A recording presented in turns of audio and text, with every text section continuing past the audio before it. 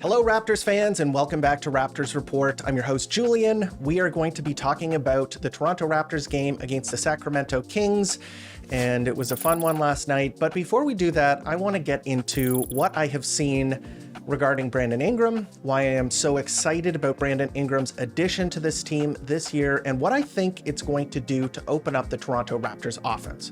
So let's get into it. So 2 preseason games in. I know it's preseason, and a lot of the time preseason is just, not very good at predicting future success. Let's just put it that way. And you can't take the wins to heart because there's a lot of garbage time. Players may not be giving it 100%. Teams are keeping strategies in the bag. They're testing out new things. They're not taking it 100% seriously. So you can't put too much stock into the wins and the losses. But what I think you can glean from preseason is, what shape the players are in, how they look, how generally the offense looks, how the defense looks.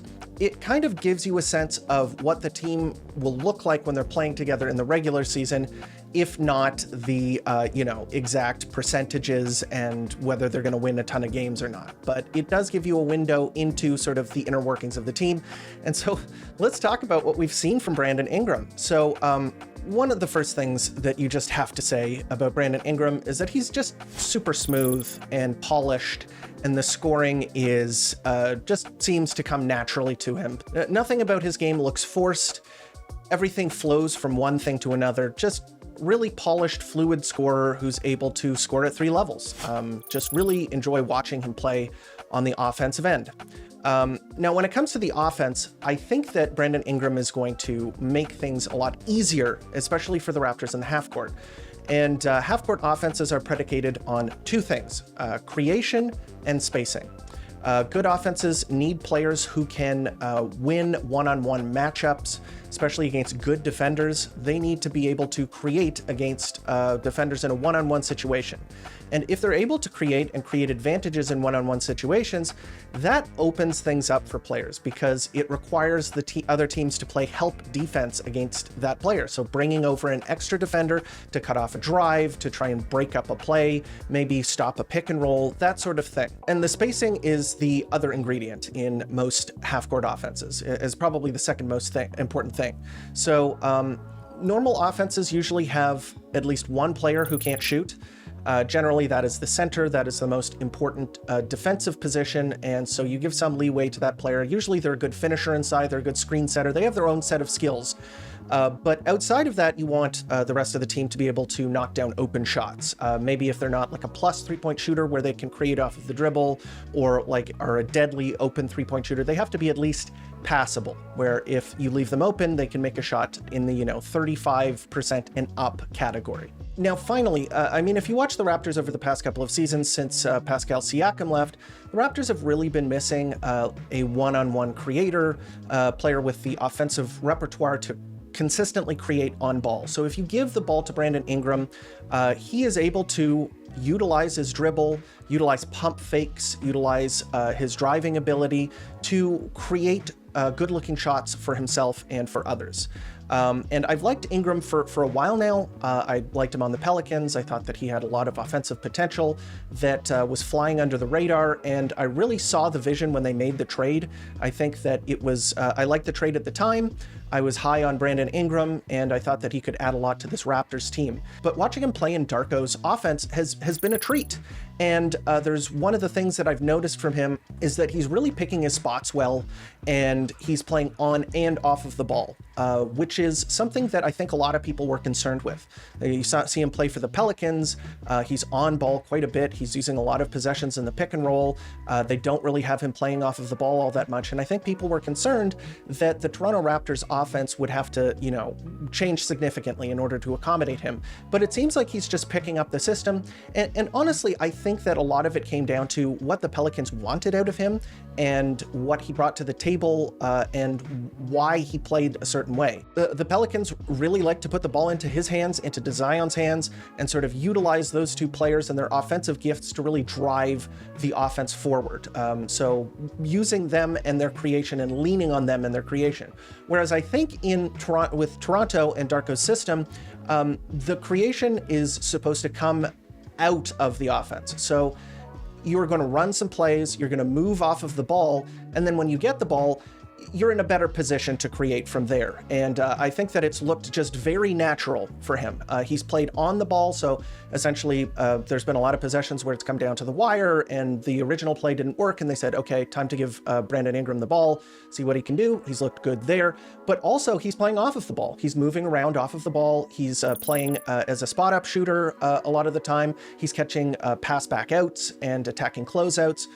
It's just looking very natural and unforced. I think that that is the major thing. He's not trying to do me first basketball where he is, it's all about him. I think that he's adapting to the system quite well. What he brings to the table, like you've heard this before, probably if you've, watched basketball or played the basketball video games, there's like an archetype in it in NBA 2K, 3-level scorer.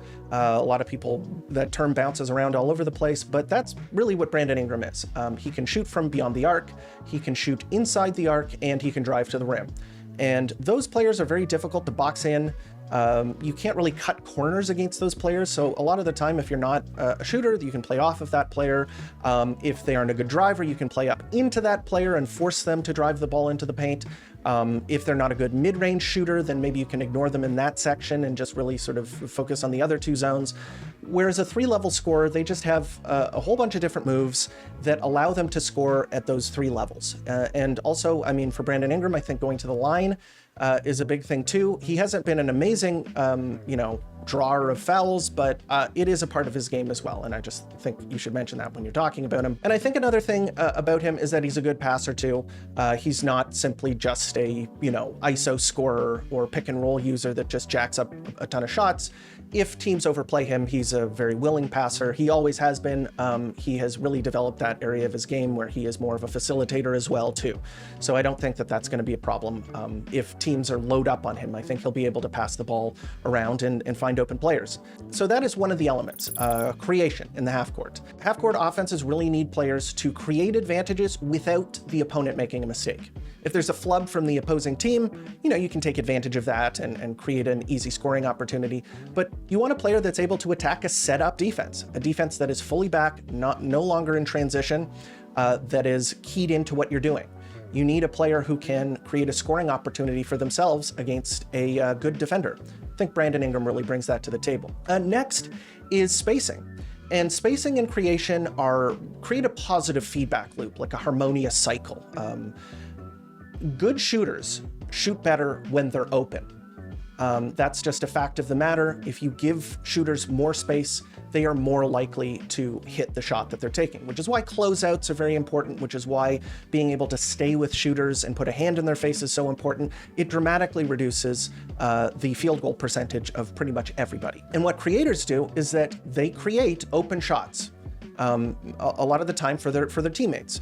What'll happen is, as I said, you're attacking a setup defense, you're attacking another player in a one-on-one situation or in a pick and roll situation, where some of the time, if that player is a good enough creator, they will either have an open shot at the rim or from 3 if the other team does not help. So that is the creation. The help that comes over means that somebody is open. So if you have the creator to create the opening, that's where the spacing comes in. So a lot of teams, if you don't have the spacing, they will just willingly help. And a lot of the time, if you have a player that you can help off of, let's say you have a non-shooter, non-big, other teams are just gonna pull off of that player over and over and over again and bring that player in to guard your lead creator, which is why the spacing is so important. And I think the Raptors do have enough spacing. So what shooters do, I mean, they turn the passes from your lead creator into assists. So that helps them. Also, it makes defenses more reluctant to help. So if you have like a knockdown shooter, like let's say, I think all Raptors fans remember like Kyle Korver as a guy who just brutalized the Raptors from 3.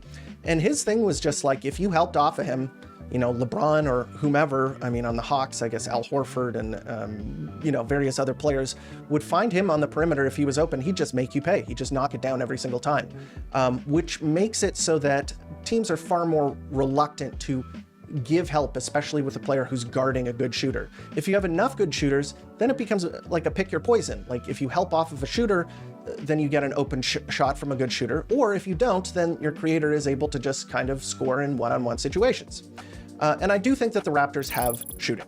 So first of all, Grady Dick, Manuel Quickley, Ochai Agbaji. Now we're seeing Sandro Mamukelashvili.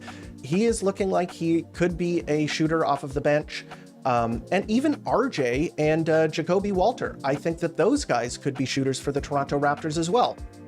I think that we might see a jump from the Toronto Raptors shooters when they're playing with Ingram, because as I mentioned, he is going to draw more defensive attention and create more open shots for them. And I think we're already seeing a bit of an uptick with regards to RJ. RJ has looked great in these 2 preseason games. And I know preseason, it's just preseason, but we have seen RJ in the second banana role and play it very well. He did that with the Canadian national team. He is playing off another super skilled primary creator in Shai Gilgeous-Alexander. And once you give a player like that, like RJ, who maybe doesn't have the supreme ball skills and ability to, create one-on-one, and you bump him down in the minds of the defense, and he's able to go against the second best defender. Maybe he is attacking closeouts. Maybe he is, driving into the paint or catching the ball near the paint and creating for other teammates. He looks great in that role. He has been looking like just doing a masterclass in playing the second option. And another thing that he's doing really well, and I hope that it holds up, it'll be very important if he wants to get minutes on this team, is hitting open 3-point shots, which he's been doing in the preseason. Teams are kind of leaving him open. He's on the wing, so above the break, and he's making a good amount of his 3-point shots. And I think he can do that. I think that he has been able to do that. And I've dug into the stats on RJ. And when he is left open, like with the defender outside of 5 feet from him shooting the 3, his percentages are quite good. Like they're near 40%. So if he can continue to do that in the season, just make smart passes, read the game well, and play off of Brandon Ingram, I think that he could have a really good breakout season. So that's kind of my early results, my early thoughts on Brandon Ingram. I'm just like really enjoying watching his offensive process. I think it just seems so natural and fluid, and the ball goes in. That's a big thing. Like, it doesn't matter about the ballet that they're putting on, all the different moves and counter moves and footwork and all of that stuff. A lot of it is just about how efficient are you, and he's just nailing both of those categories. He's looking really nice with his moves, and then the ball is going in quite a bit. So really enjoying the Brandon Ingram show so far over the first 2 games. And with that said, I want to talk about the Toronto Raptors game against the Sacramento Kings. Now let's get into the player evaluations, and this is no surprise. I always start from, best starter going down to the worst starter, and I just did a whole segment on him. Brandon Ingram, 23 minutes, 21 points on 7 of 15 shooting. He was 5 of 7 from 3. He was 2 of 2 from the free throw line, 6 rebounds, 3 assists, 0 turnovers. Wonderful game. I thought that he really brought it on offense and on defense. I'll just quickly mention the defensive things that I saw, because there's so much about his offensive game that you can ooh and ah and talk about. But on defense, he did a couple of nice things. He had a couple of very nice post-defensive possessions where he was the primary help defender under the rim. And we've seen guys do this in the past. So Kevin Durant, for example, is, he's much bigger than Brandon Ingram, so it's not a perfect comparison, but they have similar body types. But one thing that Kevin Durant is very good at is when you play a little bit smaller, he kind of plays the center position a little bit, in that he is the primary help defender under the rim, and he'll get big, put his hands up, and can stop penetration to the basket. And Brandon Ingram did that a couple of times this game. He made himself very big under the rim and contested shots. It looked pretty good, and if he can add that, and that can be like one element of the defensive impact that he can bring, it's all gravy, because the offense was just humming and beautiful, and he had a number of just like chef's kiss kind of baskets. Like, there was one thing, it blew up on social media, where he got Sabonis in isolation, used a beautiful crossover, got right to his spot near the top of the arc, just inside the arc, and nailed a jump shot. It was, high degree of skill, high degree of polish, and the ball went in. You know, that is so important to have a player that can be efficient. And then the three-point shooting, the majority of his three-point shots came from catch and shoot, where he was providing the spacing. That is kind of the off-ball stuff that I've been talking about, which I love. I think that's great. There have been some on-ball guys that have struggled to play kind of off-ball where they catch and shoot, like James Harden, for example, the master of the step-back three-point shot. I remember a couple of seasons ago, I think that he has improved that area of his game, but like when he was playing off of the ball, he was just not a very good floor spacer. And it looks like Brandon Ingram, that is going to be an element of his game that we can expect moving forward this season. Again, I talked about him at length in the first segment of this video, but he's getting his shots within the flow of the offense. And he's doing both the off-ball stuff, but also when it seems appropriate, like when it's like, okay, we need a little something, we need him to come in and take over a little bit, he does it. He comes in, handles the ball, makes a play for other players, or, you know, makes a play for himself. Thought it was a great game. Thought he was the best player for the Toronto Raptors. Next up is RJ Barrett, who I think had a really good game as well.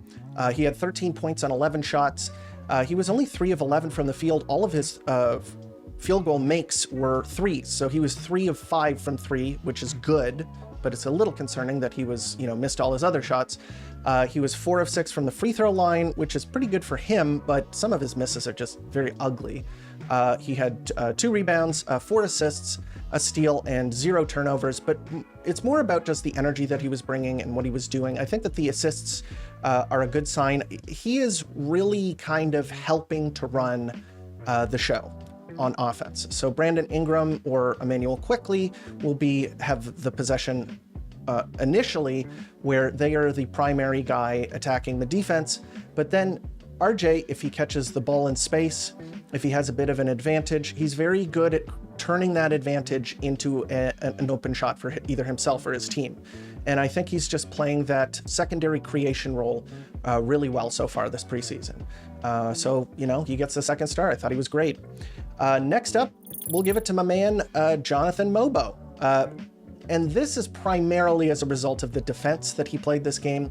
He had some very shaky moments on offense. He did have 3 turnovers, a very sort of egregious one towards the end of the game when he tried to just like dribble into the paint and he ran into like a couple of defenders, just turned it over.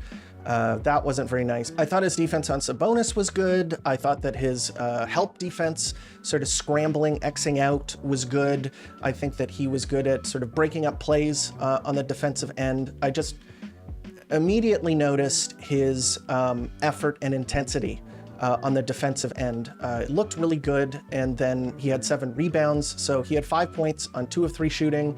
He was 1 of 2 from the free throw stripe.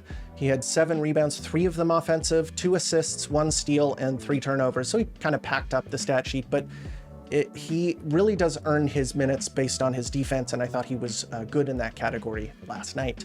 Next up, we'll go to Ochai Agbaji. Ochai Agbaji had a better game in the first game, but I still think he did pretty well in this one. He had 7 points on 3 of 7 shooting. He was 1 of 2 from 3. He had 2 rebounds, 1 assist, 2 steals, and a turnover. His defense was good. He was 50% from 3. Yeah, he was solid. I don't think it was a great game from him, but he kind of did the 3-and-D thing. So, you know, in 20 minutes, he's a low usage guy, 3 of 7, 1 of 2 from 3 for 7 points. That's pretty good, especially when you factor in it. I mean, getting 2 steals, being a good defensive presence, helping to, you know, contain DeMar DeRozan and Zach LaVine. I think he just played a pretty solid game. And last and least in the starting lineup is Emmanuel Quickley. I think this was just not a good game for him. He had 8 points on 9 shots, not good. 1 of 4 from 3. He was 3 of 3 from the line, 2 rebounds, 4 assists, but he did have 3 turnovers. Forgettable night. I thought his defense was okay. He was just, it just wasn't his game. He did have a problem in one of the possessions where he was trying to create one of his step back 3-point shots, and he just got stymied. He got stuffed up. The defender was able to read that move and get close to him. His release is still a little slow, but I think it was also the footwork. I think that his step back actually gave the defender a little bit of time to close out on him. If he just went straight up with it, I think it might have been more successful. yeah, I mean, a lot of the value add that he's going to be bringing is from the 3-point line, and we still haven't seen one of those games from him where he just kind of explodes from three and looks like that kind of player yet this preseason. So yeah, frustrating night for him, but the Raptors got the dub. So let's move to the bench. I think right off the bat, this was a CMB masterclass. He was fantastic in almost all categories this game. He might have been the best player. I mean, Brandon Ingram was really good, but like CMB was awesome. 12 points on 4 of 8 shooting. He was 1 of 2 from 3, 3 of 3 from the line, 7 rebounds, 3 of them offensive, 6 assists, 2 blocks, 0 turnovers. I mean, this was a fantastic performance. And he had one of like an eye-popping play. It was unreal, where he kind of tracked down an offensive rebound, and then it was going out of bounds. So he jumped over the baseline, threw the ball at the backboard. It bounced off the side of the backboard. He ran back in bounds, caught it off of the side of the backboard, and then passed it back out. And the play developed a little bit longer. Maybe 5 seconds later, he caught the ball. He was wide open under the rim for a dunk. He locked up, and I'm talking clamped, DeMar DeRozan at the end of the first half. DeMar DeRozan, as you well know, is like one of the most sort of polished and clutch scorers. You love to give him the ball in those situations because he can kind of create something out of nothing. Well, not against CMB, who tracked his moves perfectly, used his footwork and foot speed to stay with him, and then he has such active and accurate hands. Like, his hand speed is so good, his hand-eye coordination is excellent. He just was able to strip it right away from DeMar DeRozan. He had a 3. The 3-point shot seems to be coming along. It is one of those kind of wind-up shots that bigs take. He is kind of a big. I would say he is a big, but like he had a hybrid big, new school big, whatever you want to call him. But he does have that big man shot. But if it goes in, that's a good sign. And just, man, you can watch this guy play on either end, and he's doing something right. It is. That was the thing that impressed me when I was doing scouting on him, is that he is just making the right decision after the right decision. And then he has an eye-popping thing where he is just awesome defensively, or he sets a really good screen, rolls, and makes the right pass. 6 assists last night. Man, superlatives for this guy in only 23 minutes. What a game. I love watching him play. I thought he was amazing. Next, off of the bench, there were 2 guys here that really impressed me. I'll go with Grady here because he was more efficient and it was a bounce back game. So I'll give him some props here. He had 14 points on 6 of 7 shooting, which is amazing. That's great. He did most of his damage inside the arc, but he also did hit a 3 in this game. He was 1 of 2 from 3, 2 rebounds, an assist, a steal, a block, 1 turnover. He was active defensively. He had a really bad defensive possession where he just kind of got crossed over and then gave up an and one on a 3-point shot. I think it was Keon Ellis. So yeah, the defense needs a bit of work, but he does add a little something extra. He will make team defense plays where he helps at the right time, or he makes himself big under the basket, or he digs at the ball and strips. I think his hands are pretty good, but I just really thought it was a good game from him. And his scoring inside the arc, a lot of it was in transition. He was just using his speed down the court, his athleticism. He was able to finish some tough shots that were contested. Got an and one, I believe. I thought it was a good game from him. He looked good, looked solid, and I think playing against the Kings helps a little bit. There are no big bodies really under the rim that are going to make it too hard for him, so he's able to be a bit more confident going in there, and he really had a big bounce back from last game where he was probably the worst Raptor, so props to Grady. Next up, we'll talk Jacoby Walter. Jacoby Walter had a fantastic game on both ends.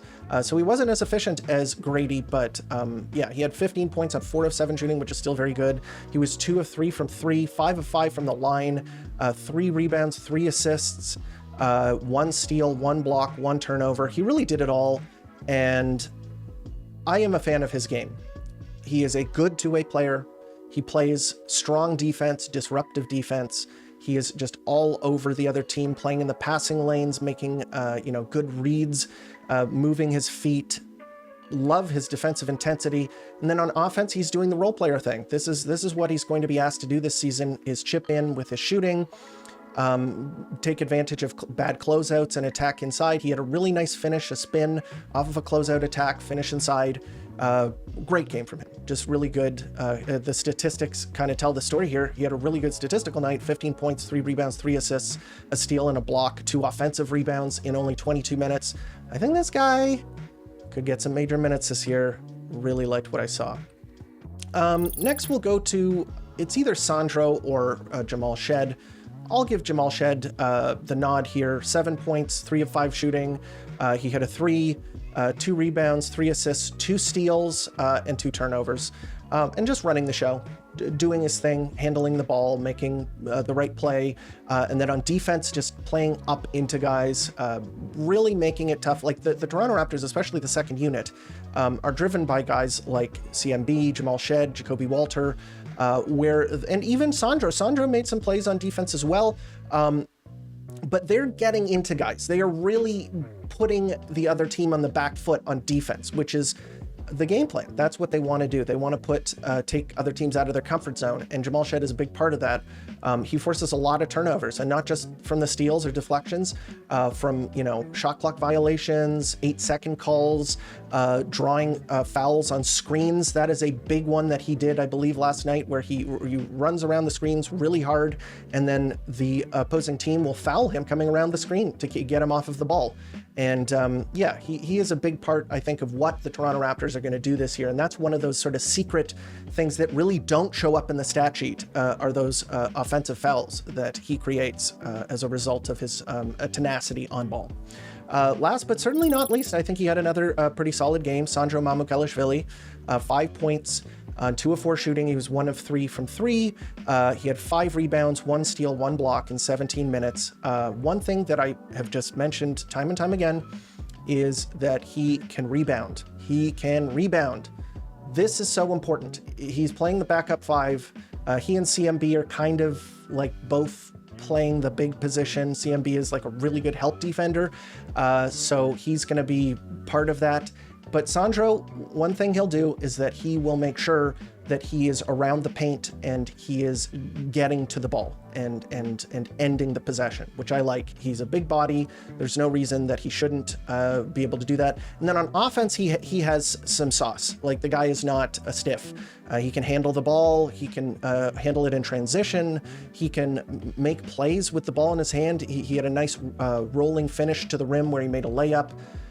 And then he can shoot. I think the Raptors, I mean, knock on wood, I think he looks good. I think the Raptors may have gotten a steal with him, but I'll just stay a little further back. I've been stung many times in this regard, but I think he played well.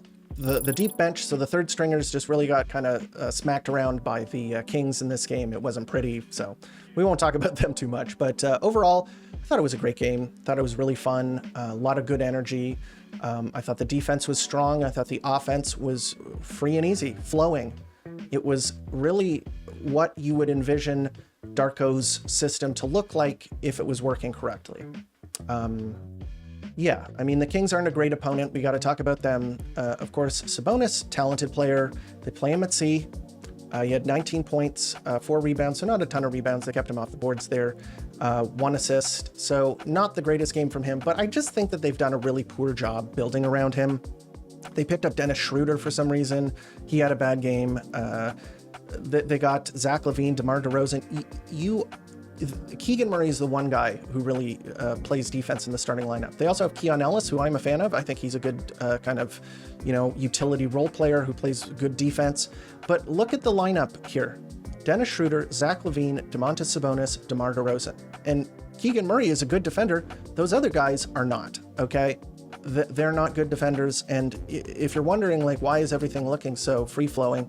Well, the Kings don't run a traditional center. They don't have good rim protection. I mean, Keegan Murray has got 4 blocks this game, so he's pretty good. But, like, Sabonis is not that guy on the inside. And then if you have guys who need help, like DeRozan, who is old and had never been a good defender, Zach LaVine, not a good defender, Dennis Schroeder, not a good defender. This is just, like, it's kind of mismanagement, what they've done, and kind of how they built this team. But in all, I thought the Raptors played a really, really good game and a really fun game. I'm glad I stayed up to watch it. And obviously the Blue Jays, I was flipping back and forth between the game and the Blue Jays 9th inning. Go Jays, they were able to beat the New York Yankees, so pumped about that as well. So next up, the Toronto Raptors play again tomorrow against the Boston Celtics. It's at 7 o'clock. It will be in Toronto. I'm interested to see this. I know the Boston Celtics, they are missing a very important piece of their team, and they've traded away a bunch of their older veterans, and it looks like they're going to take a gap year here, but I don't know. I think the East is weak enough that this will be a good test. I'd like to see them beat the Celtics and kind of show that they might be one of the teams to look out for in the East this season. So I'm excited to see that. And yeah, that is the episode. So as I've been mentioning, there is a Discord channel now, and I'm going to leave a link in the description. Please join up. There's a lot of, people talking and having fun there. We're building a community. We'd like you to become a part of it. If you're a Raptors fan, love to hear your feedback, not only on the Raptors, but also on the show too. If you want to give suggestions and things like that, that's a great place to do it. You can follow me on Twitter at RapsReport, and we have a whole bunch of social media accounts as well, TikTok, Instagram, and of course YouTube. I mean, you're here, so but if you want to, just search Raptors Report, you'll find us on there as well. We'll be uploading content pretty regularly, so if you want to, just hit the subscribe button, hit the bell icon. That really helps the algorithm know that this is content that other Raptors fans would like to watch. And as always, thank you for tuning in to Raptors Report, your source for in-depth Raptors content.